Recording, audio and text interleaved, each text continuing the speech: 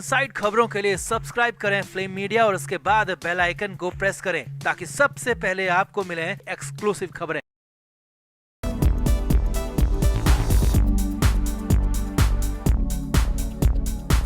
Actress Shefali Jariwala इस दुनिया से रुखसत हो गई हैं, लेकिन उनका जाना नॉर्मल नहीं है। जी हाँ, ये बड़ा खुलासा हो चुका है सुबह सुबह कि शेफाली का जाना बिल्कुल भी सामान्य नहीं है। जो बात बताई जा रही है, जो बातें कही जा रही हैं, बिल्कुल भी पूरी की पूरी सच नहीं है। शेफाली के पति पराग पर इस बीच शक भी बढ़ रहा है। रात 9 बजे से 10:30 के बीच में शेफाली के घर में क्या हुआ, अंदर क्या तमाशा हुआ, गार्ड ने सब कुछ उगल दिया है। और उससे भी बड़ी बात यह है कि फॉरेंसिक टीम अभी भी जांच कर रही है। तो क्या हुआ शेफाली के जाने से ठीक पहले घर में बवाल, गार्ड ने क्या क्या सच बताया, दिखाते हैं आपको पूरा का पूरा खुलासा। आप भी वीडियो को शेयर करें और कमेंट करके अपनी राय जरूर दें।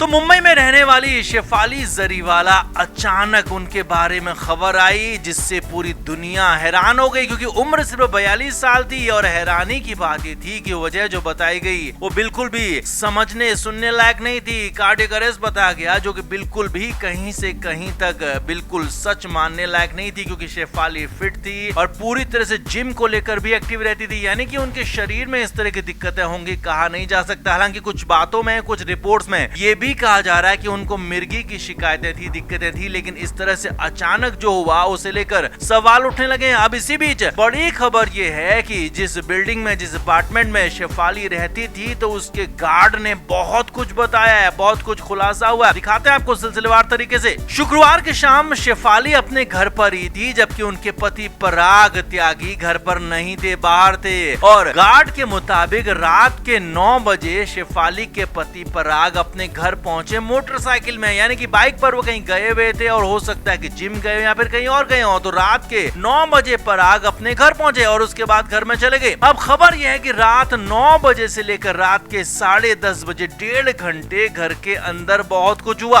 अब ये क्या हुआ पूरा का पूरा सच तो नहीं पता चल पाया, लेकिन हाँ ये जरूर है कि शेफाली के पति यानी कि पराग के आने के बाद रात 9 बजे के बाद वहां पर घर में कुछ दिक्कतें हुई, आपस में कुछ लड़ाई झगड़े की भी खबरें आ रही हैं। खबर तो यहाँ तक है कि दोनों के बीच में काफी देर तक बहसबाजी हुई थी। आसपास के लोगों ने इस बात की तस्दीक की है, गार्ड ने इस बात की तस्दीक की है। और बड़ी खबर यह है कि अचानक से रात के 10:30 बजे पराग यानी कि शेफाली के पति उन्हें लेकर सीधे गेट से बाहर निकल गए। अब वहां पर अचानक गार्ड को भी समझ में नहीं आया कि अभी अचानक तो 9 बजे पराग घर के अंदर गए थे, अब 10:30 बजे कहाँ जा रहे हैं। तो उन्हें पता चला कि इसमें शेफाली को लेकर जाया जा रहा है। और यही नहीं, गार्ड ने ही बताया कि कुछ देर बाद एक इंसान और बाइक में आया और उसने बताया कि शेफाली नहीं रही। यानी कि वो इंसान जो बाइक पर आया था वो सिर्फ यही बताने आया था गार्ड को, सोसाइटी में, कि शेफाली नहीं रही। अब ये जरूरत कितनी थी। जी हाँ, अब आपके आसपास कोई इंसान चला गया है तो आप क्या उसको देखोगे, उसे लेकर आप दुख में होगे, या फिर आप दुनिया को बताने जाओगे कि हाँ वो फलाना चला गया है, शेफाली चली गई है। यही यहाँ पर हुआ। इसीलिए सवाल खड़े हो रहे हैं कि आखिर गार्ड को और बिल्डिंग वालों को बताने की इतनी जल्दी क्या थी कि उन्हें तुरंत ही एक शख्स बाइक पर आया और बताने चला आया कि शेफाली चली गई। जबकि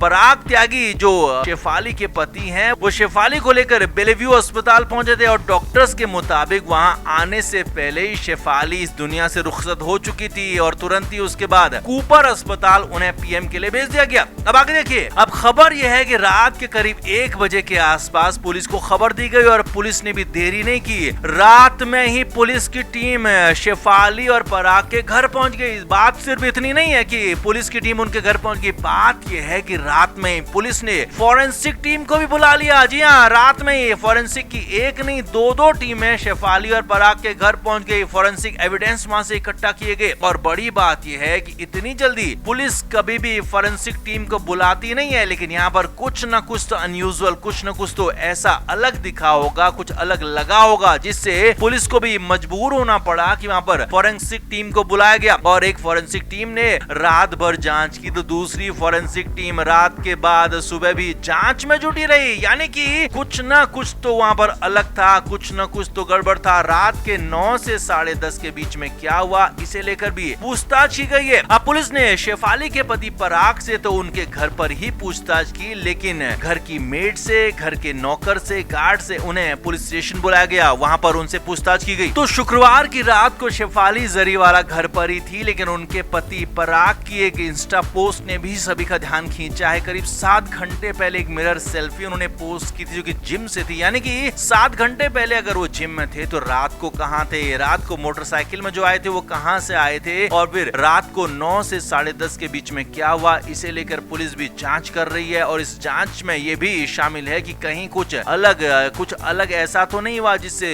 शेफाली के साथ कुछ गलत हुआ हो, शेफाली के साथ कुछ गलत किया गया हो। इसीलिए सवाल कई तरीके के यहाँ पर खड़े हो रहे हैं। तो कुल मिलाकर शेफाली जरीवाला का जाना नॉर्मल बिल्कुल भी नहीं है। शक बढ़ रहा है क्योंकि रात 9 से 10:30 यानी करीब 1.5 घंटे घर में जो तमाशा हुआ उसने सवाल खड़े कर दिए हैं कि ये सब कुछ ऐसा कैसे हो गया। हालांकि अब पीएम रिपोर्ट के बाद पता चलेगा कि पूरी वजह क्या थी, लेकिन फिलहाल सवाल खड़े हो रहे हैं और गार्ड ने जो बताया है उसके बाद सवाल और ज्यादा खड़े हो गए हैं। तो आप इस पर क्या कहेंगे, आप भी कमेंट करके जरूर से जरूर बताएं, वीडियो को शेयर भी करें।